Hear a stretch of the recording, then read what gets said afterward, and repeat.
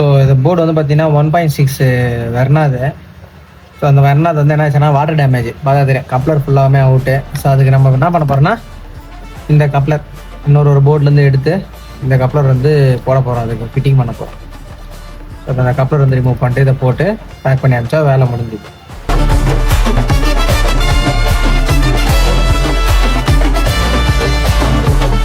இப்போ வந்து பார்த்திங்கன்னா இந்த கப்ளர் வந்து ரிமூவ் பண்ணி சேஞ்ச் வந்து பண்ணியாச்சு. ஸோ பார்த்திங்கன்னா தெரியும், நம்ம வந்து ஃபுல்லாகவே வந்து டிஸ்மேண்டில் பண்ணிட்டு இங்கே ஃப்ரெஷ்ஷாக வந்து பார்த்திங்கன்னா ஒரு கப்ளர் ஒன்று போட்டு சால்ரெல்லாம் பண்ணிச்சு. இது வண்டியில் போட்டு வண்டியை ஸ்டார்ட் பண்ண வேண்டியது தான். கப்ளர் வந்து இப்போது இந்த மாதிரி டேமேஜ் ஆகக்கூடாதுன்னா என்ன பண்ணோன்னா, உங்களுக்கு வர அந்த கவர் பேனலில் வர பீடிங்கை கரெக்டாக ப்ராப்பராக வந்து பார்த்துக்கணும். அதேமாரி உங்களோட பானட் சீட்டிங் வந்து கரெக்டாக இருக்கணும். பானட் சீட்டிங் கரெக்டாக இல்லைனா தண்ணி ஆட்டோமேட்டிக்காக உள்ளே இறங்கிடும். ஏன்னா இது வந்து இன்ஜின் பேயில் வர்றது. இது ஈஸியாக எப்படி ஆகுனா, இந்த பின்னு வழியாக தண்ணி வந்து இந்த சைடு போர்டுல வந்து இறங்கிடும். ஏன்னா இங்கே வந்து காடி கொஞ்சம் ஃப்ரீயாக தான் இருக்கும்.